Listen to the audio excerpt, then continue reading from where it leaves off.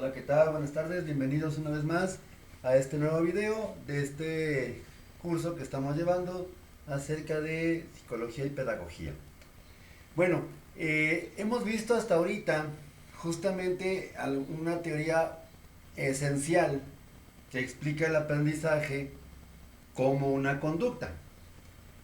Para el conductismo, que es justamente la teoría que estábamos revisando, bueno, que terminamos de revisar en los videos anteriores, los últimos me parece que son 4 o 5 videos, y para el conductismo, para esta escuela psicológica, el aprendizaje prácticamente se va a manifestar, se va a llevar a cabo de aprender un repertorio de acciones específicas que pueden ser medibles, que pueden ser evidenciables y que lógicamente cuando se llegan a automatizar o en términos conductistas hacerse hábito, pues se manejaría o se definiría entonces que el sujeto aprendió. Bien, pero cabría decir que no es la única teoría del aprendizaje, pues, de hecho hay bastantes. Eh, en este momento vamos a empezar a revisar justamente un bloque de teorías que tiende a considerar los aspectos cognoscitivos. Ahora, ¿qué significa este término cognoscitivo? De hecho, viene justamente de la palabra cognoscere, conocimiento, ¿sí? Ahora, cuando hablamos de conocimiento, lo podríamos ejemplificar de una manera muy sencilla como la adquisición de información. Y es en esencia esta la forma de abordar el aprendizaje desde estos enfoques, desde los enfoques cognoscitivos. Ahora, en este caso, vamos a empezar con nuestra presentación con diapositivas. La primera teoría que nos interesa revisar es la que justamente se llama tal cual teoría del procesamiento de información. Es decir, ¿qué hace el alumno de cualquier nivel, desde preescolar hasta licenciaturas, hasta grado superior? ¿Qué hace el alumno con la información que recibe? Porque hay que decirlo, no todos los aprendizajes se van a poder traducir en conducta, ¿sí? Ok, vámonos poniendo de una manera muy sencilla. Lo que es el aprendizaje de matemáticas. Tenemos que, bueno, ok, una fórmula sencilla para obtener el área de un polígono regular es perímetro, área igual a perímetro por apotema sobre 2, ¿sí? Ya está. Esa es la fórmula para sacar el área de un polígono regular. ¿Cuál? Pues el que sea. Desde el pentágono, hexágono, heptágono, eneágono, decágono, etcétera. ¿Sale? Pero esta información, pues lógicamente no vamos a ir por la vida ahí demostrando que sabemos sacar o que conocemos la fórmula para obtener el área de un polígono. Por lo tanto, sería un tanto complicado hablar que este conocimiento se puede traducir de manera por lo menos inmediata o desde una perspectiva muy conductista en un comportamiento. Pero claro está que sí es posible tener evidencias justamente de que la persona adquirió esa información y algo muy importante, que dado que ya la procesó, ya la puede, por ejemplo, emplear a voluntad, a criterio, albedrío, justamente en determinados, por ejemplo, problemas. Supongamos que es un alumno, por ejemplo, de nivel preparatoria, un alumno de nivel secundaria, que vuelven a ver otra vez cuerpos geométricos o geometría, pues igual puede ser que esa fórmula que aprendió en primaria, en quinto o sexto, no me acuerdo bien exactamente en qué grado se enseña esto, pero sí puede llegar a demostrarlo. Ahora, la clave de todo este asunto es cómo procesamos la información, ¿sí? En ese sentido, permítanme, tendríamos que establecer algunos antecedentes muy generales. Por ejemplo, algo esencial. los sujetos pensantes, esas personas que aprendemos o que buscamos aprender o dominar un conocimiento, como posiblemente ustedes, de hecho ustedes también son sujetos que buscan el conocimiento, son sujetos activos, son sujetos que procesan la información. Esto tiene una implicación epistemológica muy sencilla. En una relación epistemológica tenemos por un lado lo que es, por ejemplo, el objeto de conocimiento, ¿sí? Por otro lado tenemos el sujeto que conoce, ¿sí? Y hablando de, por ejemplo, esta postura epistemológica, o esta teoría que es la de teoría del procesamiento de la información, entonces el sujeto que conoce va a ser activo, ¿sí? Es el que va a buscar adueñarse, aprender y aprender con H ese conocimiento, esa información. Una, digamos así, una forma muy sencilla de entender este enfoque, pues sería recurrir a la también ya conocida metáfora del ordenador o la metáfora de la computadora. Esta teoría o esta metáfora pues prácticamente equipara nuestro sistema nervioso central, léase cerebro, con todos los procesos que lleva a cabo una computadora. Cualquiera, ¿no? Desde una laptop o una computadora de escritorio. Aquí no es exclusivo para tal o cual tipo de computadora. Aquí es igual. Sea laptop o sea computadora de escritorio, esta máquina procesa información, ¿sí? Ahora, esa información le llega del exterior a la computadora a través de los dispositivos periféricos. Una cámara, en el caso de un video, un micrófono, en el caso de solamente audio. Bueno, ya con la tecnología, pues hay cámaras con micrófono integrado. Allá, no sé, hacia el 2005, 2006, por ahí, a principios de este siglo, pues de repente había cámaras, pero que no pasaban sonido, nada más era puro audio, digo, puro video. Ahora, pues, también en parte por la pandemia, pues prácticamente cualquier equipo de computación, de cómputo, hablando de escritorio, de equipos de portátiles, trae cámara con micrófono integrado. Ahora, aquí el punto, entonces va a ser que esta computadora recibe la información, esa información va a ser relevante o irrelevante en función pues de los comandos o del programa, del software que se esté empleando. Por cierto, otro periférico pues también sería el teclado.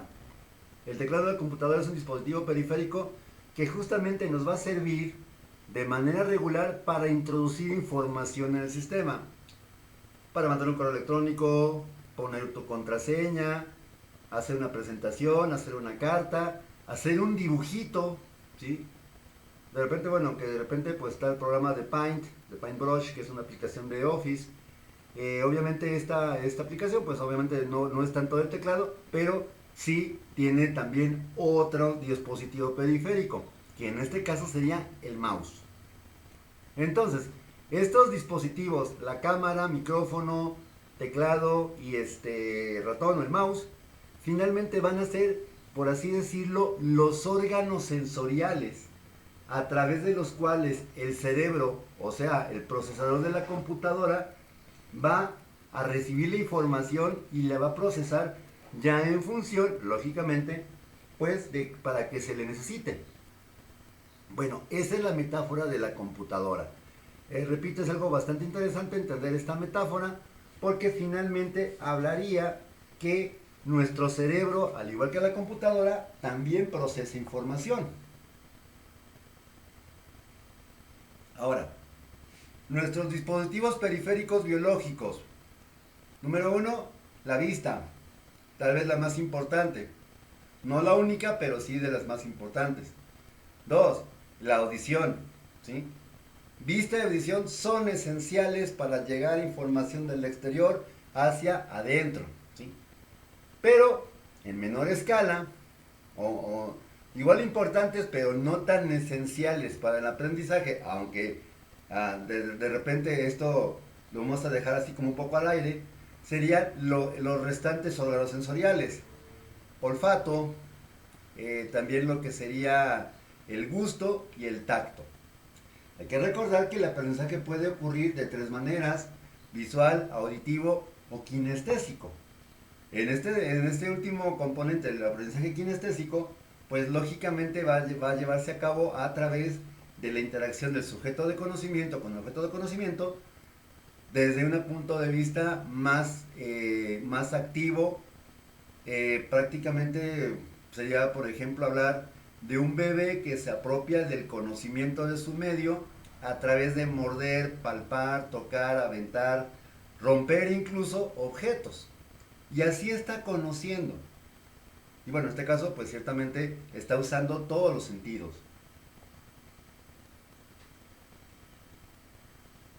Yo creo que todo el mundo recordamos, hace unos 30 o 40 años, de repente pues las enciclopedias eran prácticamente libros enormes, 12 tomos generalmente de la A a la Z, donde pues se documentaba todo el conocimiento hasta ese momento que se poseía, ¿sí?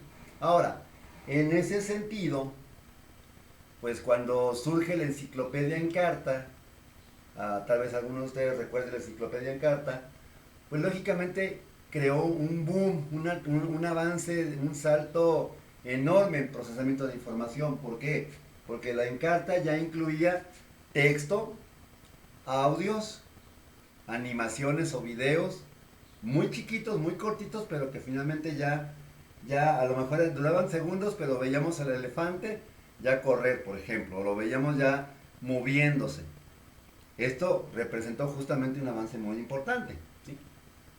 Ahora pues prácticamente en internet tenemos cualquier tipo de información, tenemos canales de video como YouTube y otros canales, donde podemos ver videos, animaciones, documentales, y pues justamente esto hace que sea una modalidad multisensorial.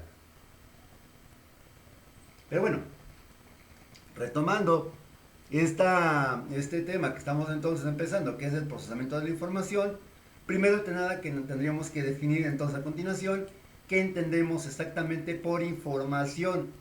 Es una representación que el sujeto se va a hacer cuando recibe información del exterior, ¿sí?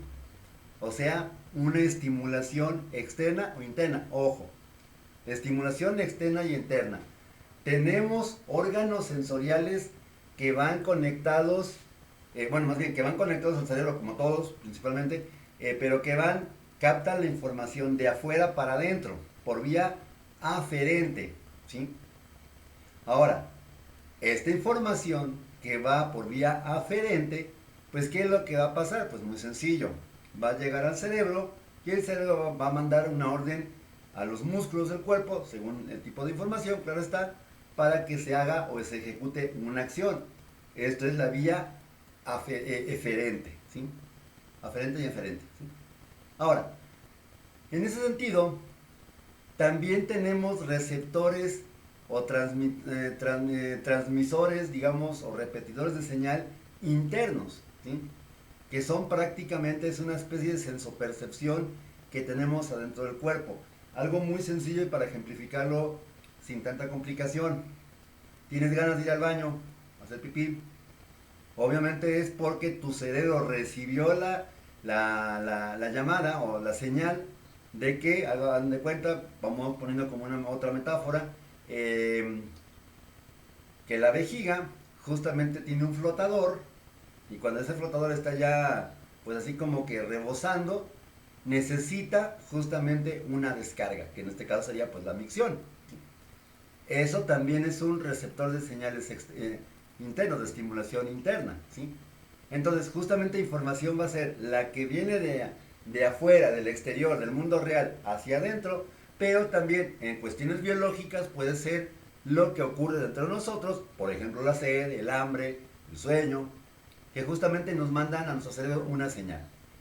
Y justamente entonces información va a ser eso, y eso es lo que se va a procesar, ¿sí?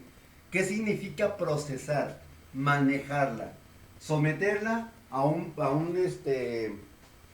conjunto de acciones o de pasos para darle, número uno, y muy importante, una interpretación y un significado, ¿sí? Es decir, esto que me está llegando al cerebro por vía sensorial, ¿qué significa?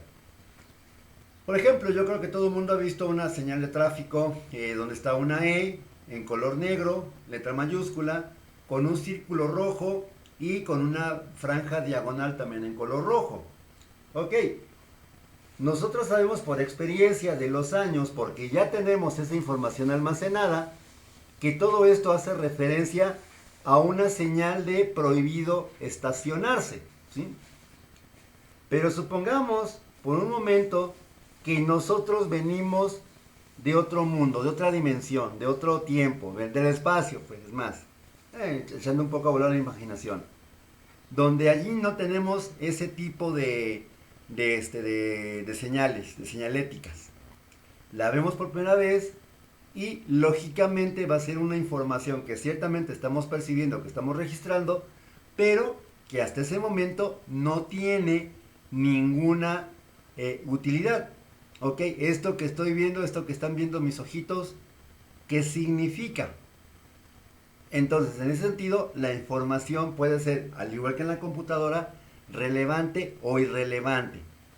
Pero sin embargo, toda información, cuando es relevante, va a influir directamente en qué tipo de acción o qué tipo de respuesta, ya sea motora o ya sea cognitiva, se va a desempeñar, ¿sí? Esa es la importancia entonces de la información que va del exterior hacia adentro, en el caso de información sensorial, aunque también, aclarando el punto, como te lo comentaba, pues tenemos información que ocurre dentro de mí. ¿Bien? Entonces, ahí tenemos dos conceptos muy importantes entonces, bueno, lo que es la parte de procesamiento de información y la definición de información y esta metáfora de la computadora. Ok, continuando con este tema, vamos a definir ahora lo que es justamente el concepto o la idea de procesamiento de información, ¿sí? En el caso del procesamiento de información, pues justamente es la serie de pasos que va a desarrollar nuestro cerebro, la serie de secuencias conductuales que va a desempeñar también o que va a desencadenar u ordenar nuestro cerebro en respuesta a esa información que estoy recibiendo, que le vamos a llamar en este momento estímulos, ¿sí? Si alguien, por ejemplo, dice fuego, automáticamente, casi de manera instintiva, aunque no es correcto decir esa palabra, de repente la persona pues va a correr o se va a levantar de donde está sentado y pues va a buscar una salida, ¿sí? Al simple hecho de alguien diga en voz alta, gritando, por ejemplo, fuego, ¿sí? O aguas. Si alguien va caminando y de repente me encuentro de frente con una persona que me dice aguas, pues lo primero que voy a tender a hacer es justamente pues a lo mejor a agacharme, a voltearme y a tratar de protegerme, ¿sí? Aunque después pues se descubra que es una broma, que fue otra cosa, que no era para mí. Pero en este momento yo estoy procesando esa información de manera que se produzca una respuesta observable, ¿sí? Y eso es prácticamente un procesamiento o manejo de la información. Esa respuesta motora de protegerse, agacharse, darse la vuelta, etcétera, prácticamente se transforma en una conducta que por definición, según el conductismo, va a ser cualquier cosa que pueda ser observable y que de alguna manera tenga ciertas características, como una frecuencia, una intensidad y una duración, ¿sí? Entonces ahí tenemos que eso es lo importante de este enfoque del procesamiento de información, que prácticamente esta información está continuamente desplegándose en nuestro entorno y que en realidad somos procesadores activos de información. Eso es importante entender, pues, como parte de este modelo teórico llamado, pues, enfoque o teorías del procesamiento de la información.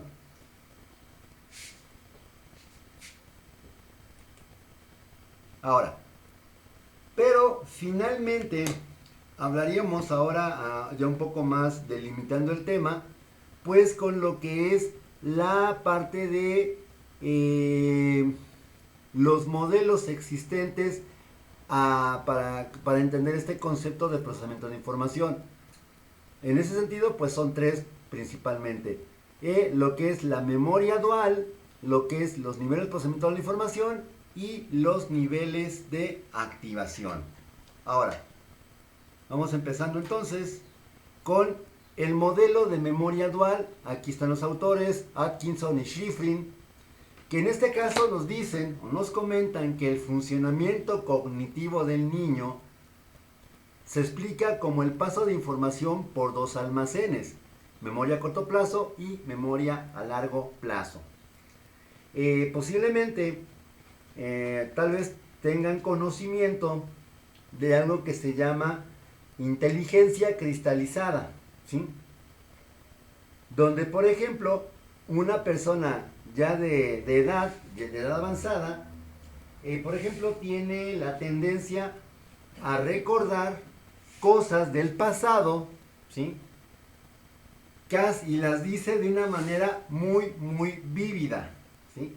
Los dice de una manera así como que muy, como si lo estuviera viendo en ese preciso momento. ¿Qué significa esto? Pero ojo, de repente estas personas que tienen ese tipo de inteligencia cristalizada, por ejemplo, suelen ser bastante incapaces de almacenar recuerdos nuevos, ¿sí? Ojo, no es porque no quieran, sino porque simplemente su funcionamiento cognitivo pues ya está por el paso de los años hasta cierto punto deteriorado, de tal manera que pues la persona prácticamente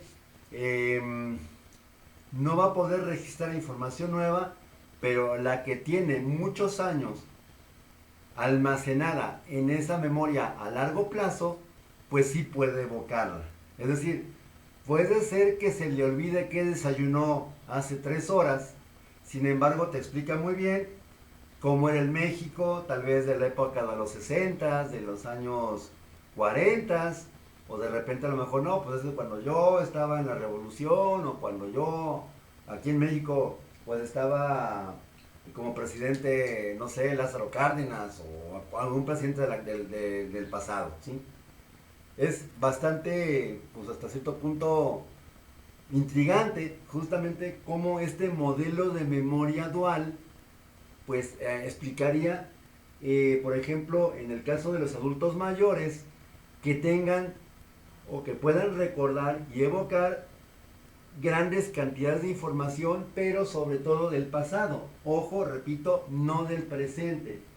Repito, incluso puede ser que se les olvide qué comieron hoy, hace unas cuantas horas.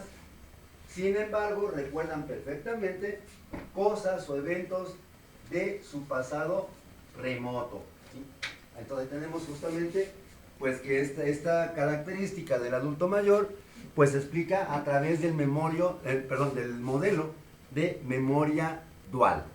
Ahora, el niño pues de igual manera, en este caso funciona de una manera similar. Todo lo que va registrando en las clases del día a día, lo que le va pasando pues justamente como experiencias personales, pues lo va memorizando, lo va almacenando justamente en estos dos almacenes, el de memoria a largo plazo y memoria a corto plazo. Un ejemplo para poder entender esta cuestión de la memoria a corto plazo sería el siguiente. Cuando por ejemplo los niños están aprendiendo a sumar cantidades con 2 cifras, o sea, unidades y decenas, pues lógicamente algunas ocasiones no sale una suma perfecta, es decir, se tienen que llevar algunas unidades. Por ejemplo, 23 más 18, ¿sí? 23 más 18. El niño tiene que entender o tiene que saber que se van a sumar unidades con unidades y decenas con decenas. Pero donde viene la complicación y actúa justamente la memoria de trabajo o memoria a corto plazo es en, ok, 8 más 3 son 11. Pongo el 1 y llevo una decena. Y ya después se sumaría justamente la columna de las decenas. Pero si el niño de repente olvida las que llevó, va a sumar nada más los números que ya estaban en el problema original, sin recordar, porque a lo mejor no registró correctamente esta información en la memoria a corto plazo, aunque más concretamente es memoria de trabajo, va a olvidar, pues justamente, que tiene que también sumar las que llevaba, ¿sí? Ahí tenemos también pues otro ejemplo más de cómo funciona este modelo de la memoria dual.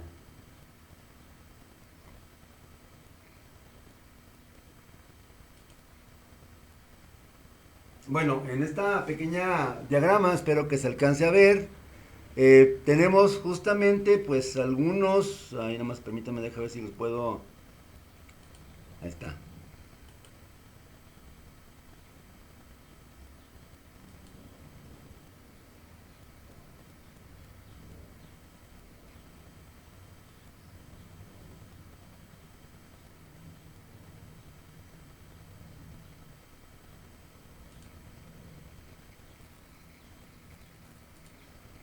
Ok, tenemos problemas técnicos, nada más permítanme.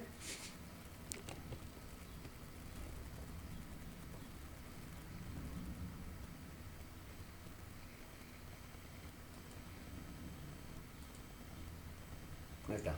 Tenemos unos errores técnicos, ya se corrigió. Una disculpa, no pude hacer más grande la pantalla. Pero bueno, tenemos a continuación, decía, justamente este diagrama de proceso.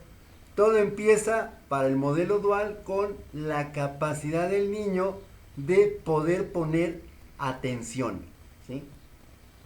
La atención entonces se convierte en un proceso psicológico de orden superior sumamente importante para poder almacenar información y registrarla. No hay nada en el cerebro que no haya pasado primero por la atención, ¿sí?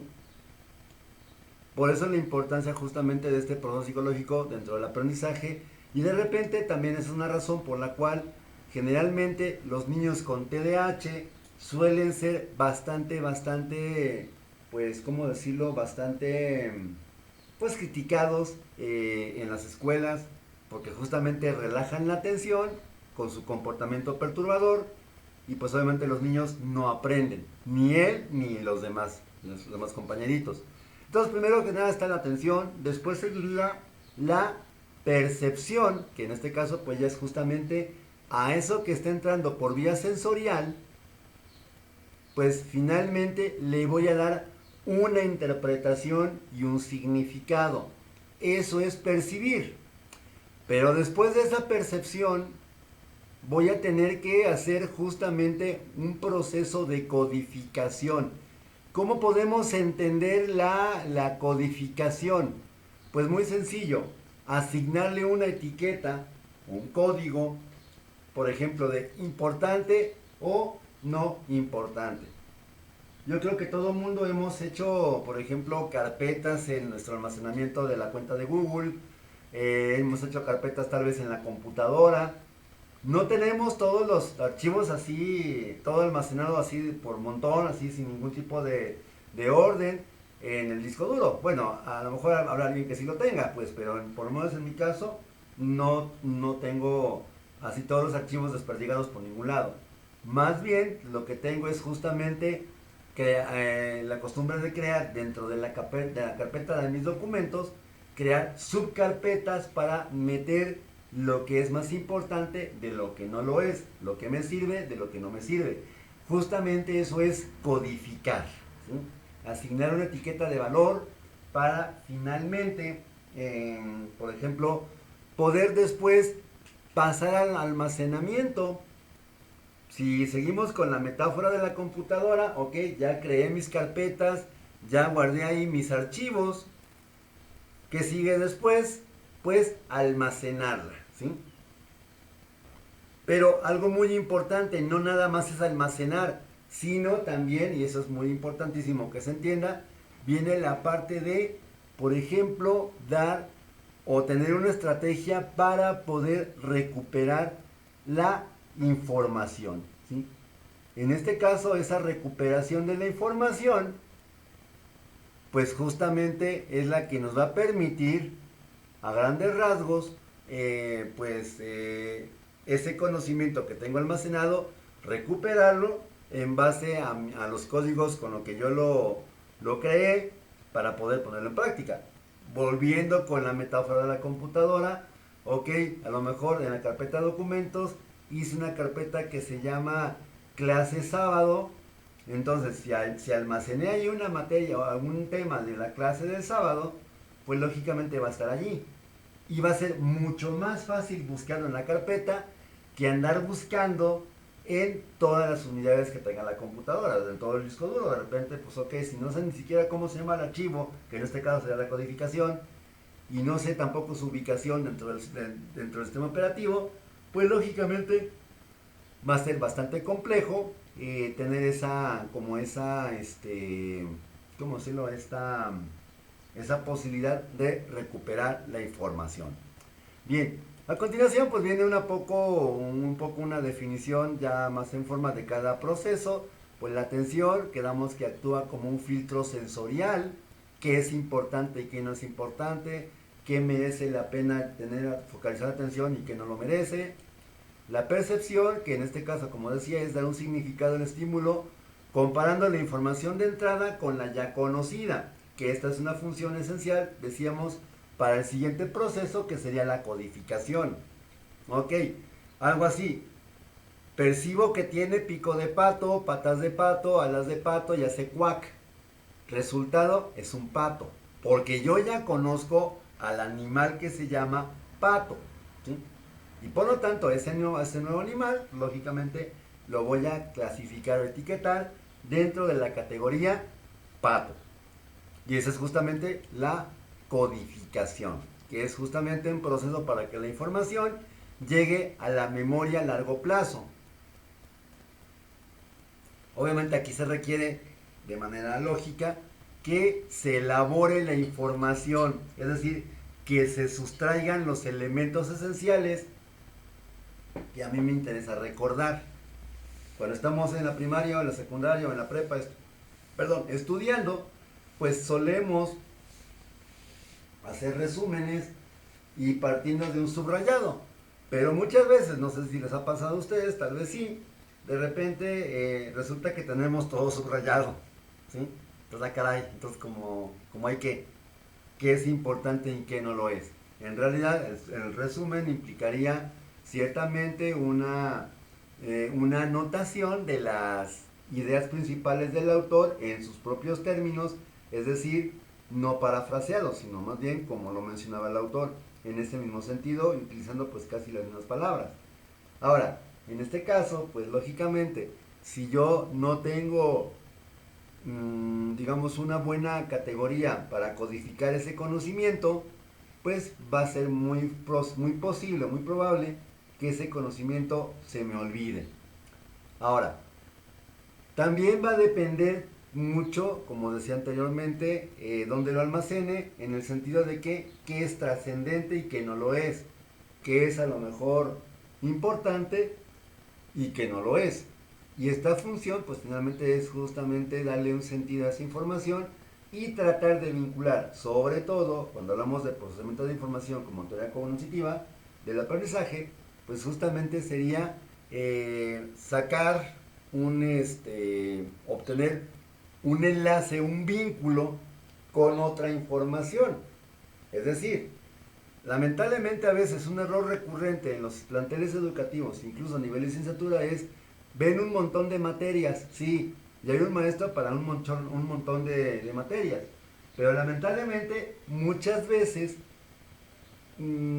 quedan como descontextualizadas, o sea, te atiborran de cosas, así como que, órale, por un montón, ahí está el conocimiento que harías, pues órale, ¿no? Hasta que te canses. Pero no hay una adecuada estrategia de elaboración y mucho menos un vínculo con información que ya se tiene o con otra información que pues lógicamente ciertamente se tiene, pero que a lo mejor de repente no le veo como esa aplicación inmediata. Eso es la codificación. Como habíamos dicho, pues está el almacenamiento a lo que es corto o largo plazo, ya lo habíamos explicado previamente. También tenemos, pues ahora sí, el proceso también muy importante, que sería, y obviamente un paso lógico, que sería recuperar o evocar, o simplemente recordar esa información.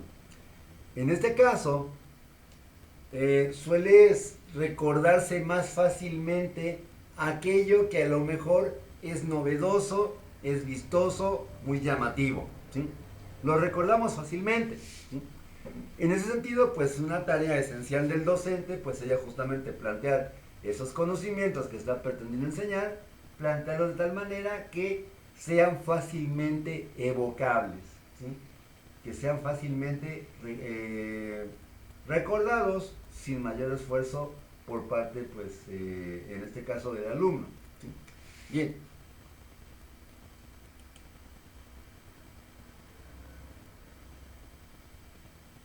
Bueno, nada más permítanme. Ocasión. Ok, sí. Muy bien. Pues prácticamente con esto terminaríamos esta primera aproximación a este modelo teórico. Repetimos, estamos viendo el modelo de procesamiento de la información. Acabamos de revisar justamente lo que era la parte de el nivel de, perdón, el modelo, perdón, dual de la memoria, ¿sí? Modelo de memoria dual de Atkinson y Shirifrin. Muy bien, pues como siempre acostumbro a decir, pues cualquier duda, cualquier comentario, sugerencia sobre cómo mejorar el canal o temas que les gustaría que se abordaran, pues pueden hacer el comentario en el video respectivo. Regálame un like si es si te gustó este video, un comentario, igual se agradece todo, comentarios positivos o negativos, créanme, pues sí me daría el tiempo de leerlos para justamente pues mejorar esta exposición. Por mi parte es todo, agradezco la atención y seguimos en contacto. Gracias y que pasen muy buenas tardes.